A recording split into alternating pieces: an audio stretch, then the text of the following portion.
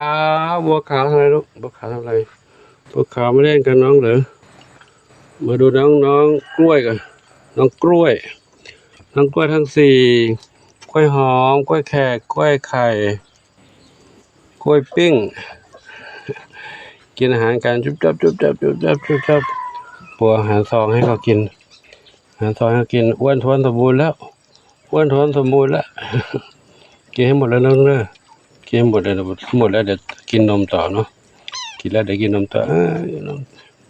กินแล้วเดี๋ยวกินนมต่อเนาะพี่โอ้ยเหมียวมาขบขาหลวงปู่มาน้อยขบขาหลวงปู่กินมาแล้วกินวันหลายรอบน้องเหมียวน้อยกินวันหลายรอบเนาะวันนี้นะลูกนะกินแล้วเรื่องปู่ดูพี่ๆดูกันเนาะบัวขาวเล่นกันน้องไหมเขาเป็นผู้ชายเนาะจะเป็นแมวผู้หญิงแมวแม่นี่ให้อยู่กับลูกได้แต่นี้แมวที่เขาทำหมันแล้วเขาไม่อยากเล่นกับเด็กละเล่นกับเด็กละอยู่นี่ลูกนะนี่กันนะปู่เดินไม่สะดวกแล้วมาน้อยอยู่ข้างๆนี่มาน้อยมาเดินมาด้วย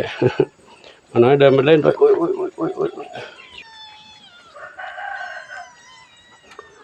ขาทำอะไรลูกขาทำอะไรพวกขามองอะไรขามองอะไรส้มขาวใหญ่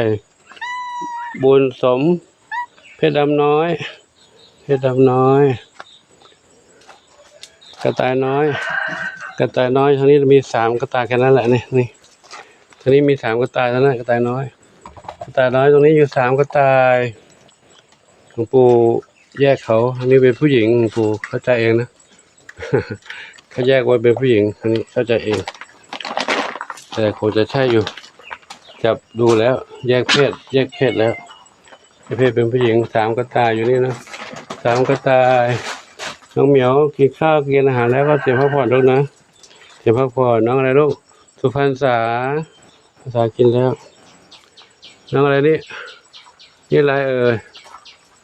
เทาขาวเทาอยู่ตรงนี้ขาวเทา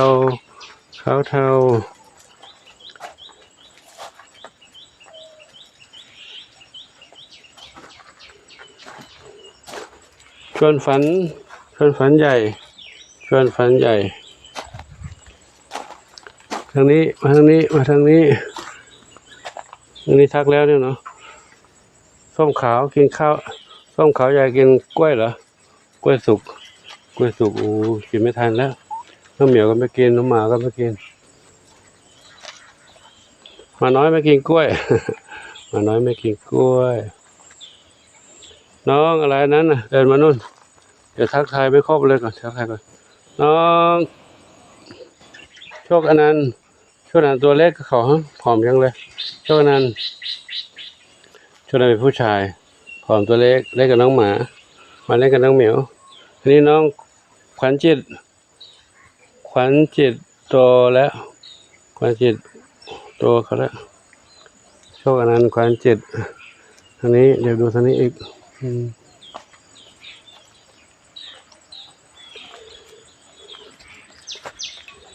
น้องมนชัยอยู่นี่นะมนชัยทีนี้น้องอะไรนี่ชวนฝันเล็กแล้วนี่กระต่ายนม3กระต่าย3กร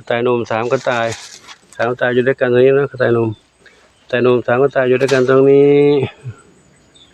ส่วนแม่กระต่ายทั้ง2เอาให้ขับไปเลี้ยงแล้วเนาะตอนนี้ไม่มีแล้ว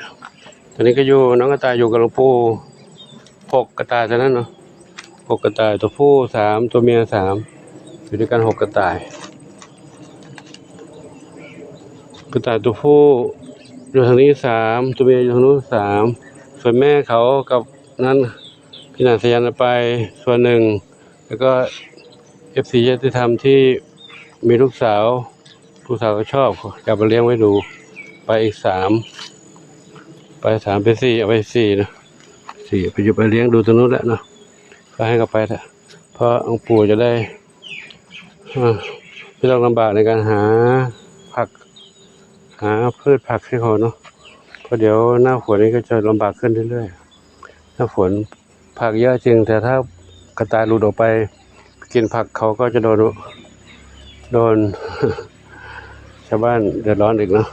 เพราะกระต่ายมีโอกาสหลุดออกไปได้เขามุดอุโมงค์ออกไปได้อยู่ขุดหลุมออกไปได้อยู่มาด้านนี้สิมาด้านนี้ใครใครนอนตรงนี้ฮะ นอนสบายแล้วเหรอลูกน้องอะไรเจดีเจดีเหมือนนอนบนเปลเลยนั่นแหละไม่กระดูกดิกเลยไหนดูดิ ว้ายเจดีนอนบนเปลเลยโอ้นอนสบายเลยบนเปลยวนแล้วเหรอนอนบนเปลยวนว้ายเจดีกินอาหารแล้วนอนละกินแล้วก็นอนเลยส่วนน้องหมาไม่หลับไม่นอนเล่นตลอดเลยหมาน้อยนอนเล่นกันตลอดเลยเล่นกับน้องเหมียวเป็นเพื่อนกันได้แล้วเนาะเป็นเพื่อนกันได้แล้วส่วนน้องเหมียวที่เขาชอบอิสระไม่อยากเล่นกับเพื่อนไม่อยากเล่นกับเพื่อนไม่อยากเล่นกับเด็กไม่อยากเล่นกับใครๆก็ให้เขาอยู่เป็นอิสระก่อนเนาะก็วัดนี้ก็กว้างอยู่มุมไหนก็ได้อยู่ตรงมุมไหนมีหลายมุมหลายที่แล้วบนศาลาก็มีบนอาคารบนกุฏิบนหลังคาอยู่ได้อยู่บ้านหลังเดิมก็15เหมียวแล้วเนาะอยู่ตรงนี้อีก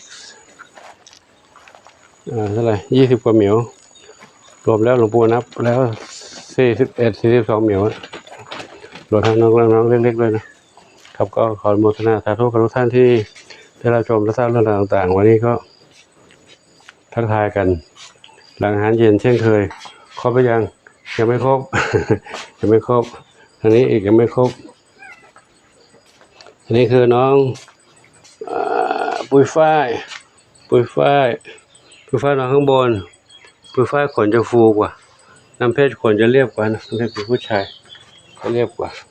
น้องหมาก็เดินตามตลอดเลยน้องหมาน้อยน้ำตาลเข้มน้ำตาลขาวน้ำตาลจุดเดินตลอดตามตลอดนะตรงนี้บุญชัยนอนที่เดิมลูกบุญชัยก็ชอบอิสระไม่ชอบไปไหนแล้วไม่อยากเดินไปเล่นที่ใครที่ไหนเนาะบุญชัยอยู่ตรงนี้ไหนบุญชัยอยู่ตรงนี้นอนตรงนี้บุญชัยด้านนี้ใครน้องอะไรนอนนี่น้องอะไรนอนตรงนี้น้องมีสุขนอนตรงนี้เลยสุขก็นอนบนนี้นะถ้าไปเหมียวขึ้นนอนตรงไหนก็บ้างตามอัธยาศัยของเขาเนาะนอนได้ตามสบายครับก็ขอยุติคลิปไว้เท่านี้เนาะขออนุโมทนาสาธุขออวยพรทุกคนทุกท่านที่มีความรักความเมตตาต่อน้องเหมียวน้องหมาน้องเต่าน้องไก่น้องกระต่ายจงพบความสุขความเจริญหรือความสุขกายสุขใจปรารถนาสิ่งใดขอได้สมความมุ่งมั่นปรารถนาทุกการทุกคนทุกท่านเถิดสาธุครับก็เด็กๆเล่นอยู่นี่ลูกเด้อเล่นอยู่นี่นะนี่เมื่อกี้ไม่ได้ทักตรงนี้น้องดวงได้ดีเมื่อกี้ไม่ได้ทักนะในข้างในใต้นั้นดำเล็กหางกวักนั่งอยู่บนนี้เนาะใครอยู่ตรงไหนก็ตามสบายลูกเด้อครับก็เด็กๆก็มีความสุขดีนะขออำนวยพรทุกท่านโชคดีมีความสุขทุกกันทุกคนทุกท่านสาธุน้องหมามาเล่นกับเหมียวสาธุเจ้าเอามาด้านนอกบ้างเด็กๆก็พักผ่อนกันแล้วเนาะกินข้าวกันแล้วจามจุลีหนุ่มหล่อดำขาวทรัพย์ทวีอันนี้ใครแม่สีทองนี่แม่สีทองผู้ชายไล่กวนกันกัดกันนั่นนี่สีทองจินตลารักกันห้ามกวนกันนะผู้หญิงด้วยกันทั้งนั้นอันนี้หนุ่มหล่อดำขาวผู้ชายคนเดียวรักกันทรัพย์ทวีเหรอทางนี้อีกรู้ทางนี้ใครเมื่อกี้ทักไม่หมดนี่ใครส้มอ่อนอันนี้อะไรลูกส้มขาวเล็กชุดนี้ก็เขาอยู่กันตรงนี้ข้างนอกนี่เนาะชุดนี้ก็คงจะไม่ไปไหนละอยู่ที่นี่แหละเนาะอยู่ที่นี่สบายใจถ้าเหมียวที่เป็นเหมียวใหญ่ที่ มันจากที่อื่น ก็มี2เหมียวเท่านั้นที่อยู่กับหลวงปู่ตรงนี้ได้ไม่เกเรไม่ไปไหนนะก็คือ น้อง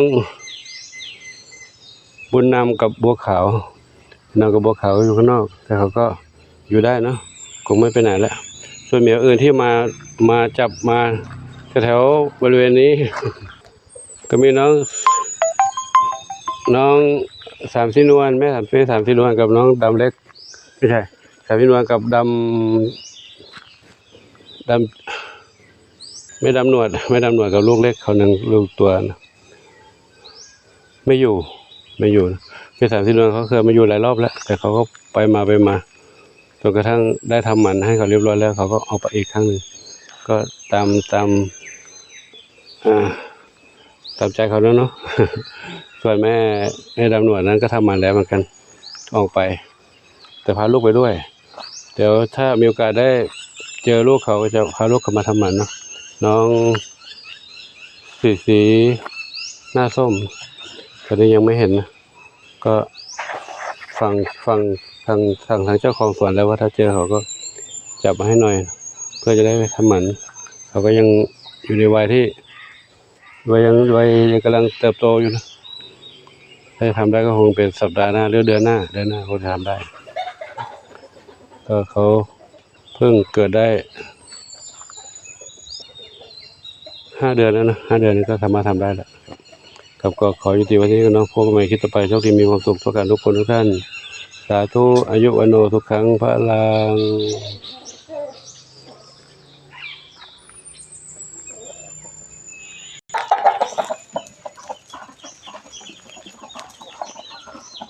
เจนวรัตน์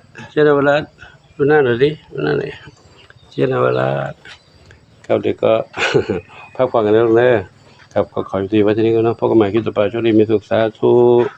จะจบหลายรอบแล้วไม่ได้จบ สาธุ